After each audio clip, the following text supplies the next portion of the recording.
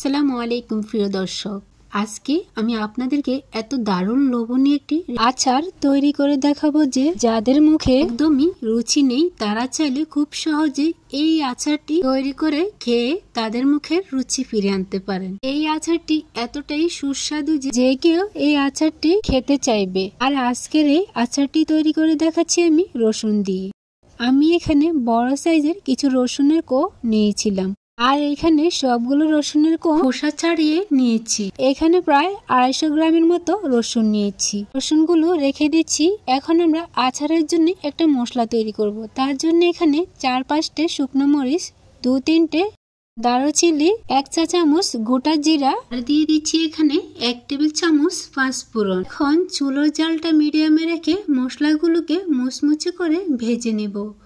অনেক বেশি জাল দিয়ে মশলাগুলো পুড়িয়ে ফেলা যাবে না, তাহলে কিন্তু মশলার যে ফ্লেভার সেগুলো পাওয়া যাবে না। এই তো মশলাগুলো ভাজা হয়ে গেছে। একটি জারে নিয়ে এই মশলাগুলোকে আধা ভাঙ্গা করে নিব। আপনারা পাটাতে বেটেও এটাকে আধা ভাঙ্গা করে নিতে পারেন। এখন আমরা আচারটা তৈরি করে নিব। তার জন্য চুলায় একটি কড়াই বসিয়েছি। এতে পরিমাণ মতো সরিষার তেল দিয়ে 3-4টে শুকনো মরিচ দিয়েছি। এটা গরম হয়ে আসলে এখানে আমরা খোসা ছাড়ানো রসুনের কোয়াগুলো দিয়ে দিচ্ছি। রসুনের কোয়াগুলো দেওয়ার পরে এখন এই তেলের সাথে রসুনের কোয়াগুলো খুব ভালোভাবে নেড়ে ছেড়ে কিছুক্ষণ ভালোভাবে ভেজে নিব। চেষ্টা করবেন এভাবে আগে তেলের ভিতরে রসুনের কোয়াগুলো ভেজে নেওয়ার জন্য, এতে করে আচার তৈরিটা পারফেক্ট হবে। এভাবে তেলের সাথে 5 মিনিট ধরে রসুনটাকে নেড়ে ছেড়ে সেদ্ধ করে নিয়েছি। আর এই রসুনটাকে অনবরত নেড়ে ছেড়ে দিতে হবে, এতে করে রসুনটা সব দিক থেকে পারফেক্ট ভাবে সেদ্ধ হয়ে যাবে। এই পর্যায়ে এখানে দিয়ে দিচ্ছি 2 টেবিল চামচ সাদা সরিষা বাটা, সাথে দিয়ে দিচ্ছি 1.5 টেবিল চামচ গোটা পাঁচফোড়ন। এখানে আমি পাঁচফোড়নটা কম দিয়েছি যেহেতু আমরা পরবর্তীতে আচারের জন্য গুঁড়ো মশলাটা ব্যবহার করব। এখন দিয়ে দিচ্ছি এতে তেঁতুলের কাঠ।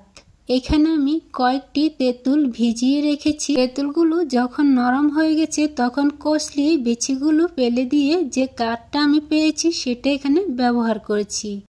এখন এতে দিয়ে দিচ্ছি 1 চা চামচ হলুদ গুঁড়ো, 1 চা চামচ মরিচ গুঁড়ো এবং স্বাদ মতো লবণ। এখন এই সব কিছুকে নেড়ে ছেড়ে মিক্স করে নিচ্ছি। যে কোনো আচার তৈরিতে অবশ্যই চেষ্টা করবেন কিছুটা হলো হলুদ গুঁড়ো ব্যবহার করার জন্য, এতে করে আচারের কালারটা খুবই সুন্দর আসবে। এখন এতে দিয়ে দিচ্ছি 1 চা চামচ ধনিয়া গুঁড়ো, দিয়ে দিচ্ছি আমরা যে আধা ভাঙ্গা করে রেখেছিলাম মশলাটা সেটা। এখানে আমি 2 চা চামচ মশলা দিয়ে দিচ্ছি। এখন আবারও সবকিছুকে ভালোভাবে নেড়ে ছেড়ে নিচ্ছি। আর তার সাথে দিয়ে দিচ্ছি 2 টেবিল চামচ চিনি। এখানে চিনিটা যদি ব্যবহার করেন তাহলে কিন্তু এই আচারটা খেতে আরো বেশি টেস্টি হয়। তবে আপনারা যদি চিনিটা ব্যবহার না করতে চান তাহলে কিন্তু এমনিতেও এটাকে তৈরি করে নিতে পারেন। অনেকে আছেন ডায়াবেটিস রোগী, তারা কিন্তু এই আচারটি খেতে পারবেন যদি এখানে চিনি ব্যবহার না করেন। সেটা আপনাদের ইচ্ছে অনুযায়ী আচারটি তৈরি করে নিতে পারেন। এখানে সবশেষে আমরা দিয়ে দিচ্ছি ভিনেগার। দীর্ঘদিন আচারটি সংরক্ষণ করে রাখার জন্য ভিনেগার অবশ্যই আচারে দিতে হবে। এখানে আমি সাদা সিরকা বা ভিনেগার 4 টেবিল চামচ দিয়েছি। এখন আবার এটাকে কিছুক্ষণ নেড়ে ছেড়ে মিক্স করে রান্না করে নিচ্ছি। এই রসুনটি যেহেতু আমরা আগে তেলে খুব ভালোভাবে কুক করে নিয়েছি তাই এই আচারটি তৈরি করতে তেমন একটি সময় লাগবে না। আর এই পর্যায়ে আপনাদেরকে আমি কিছুটা রসুন তুলে দেখিয়ে দিচ্ছি রসুনগুলো কেমন সিদ্ধ হয়েছে। রসুনগুলো একেবারে গলিয়ে নেওয়া যাবে না, আবার একেবারে শক্ত করা যাবে না, মিডিয়াম সেদ্ধ করে রসুনের আচারটি তৈরি করে নিতে হবে। আমি একটি চামচের সাহায্যে রসুনটি দেখিয়ে দিচ্ছি। একটি চামচ দিয়ে দেখিয়ে দিচ্ছি রসুনটি আমি কিরকম সেদ্ধ করে নিয়েছি।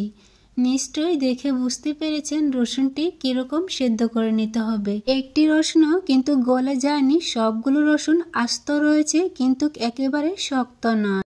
এরকম অবস্থায় চুলো থেকে নামিয়ে নিতে হবে, তাহলেই তৈরি হয়ে যাবে পারফেক্ট রসুনের আচার। এইভাবে রসুনের আচার তৈরি করে মাস জুড়ে সংরক্ষণ করে খেতে পারেন। এই আচারটি যে কোনো সাদা ভাত, পোলাও বা বিরিয়ানির সাথে খেতে এতটাই সুস্বাদু হয় যে যা আপনার মুখের রুচি অনেকটাই বাড়িয়ে দিবে। আর রসুনের ঔষধি গুণাগুণের কথা বলে শেষ করা যাবে না। স্বাস্থ্যকর উপায়ে ঘরে তৈরি হোমমেড রসুনের আচার, খুব কম উপকরণে এবং খুব অল্প সময়ে এই আচারটি তৈরি করে আপনারা সবাই কিন্তু এই আচারটি খেতে পারেন। সবশেষে কিছুটা টিপস। আচার দীর্ঘদিন সংরক্ষণ করার জন্য অবশ্যই কাচের জারে করে আচার সংরক্ষণ করতে হবে এবং মাঝে মাঝে আচার রোদ্রে দিতে হবে। আচার পরিবেশনের সময় অবশ্যই হাত না লাগিয়ে একটা চামচের সাহায্যে আচার পরিবেশন করবেন, তাহলে আচার দীর্ঘদিন সংরক্ষণ করে খেতে পারবেন। আমার আজকের রেসিপিটি এই পর্যন্তই। সবাই অনেক বেশি ভালো থাকবেন, সুস্থ থাকবেন। আল্লাহ হাফেজ।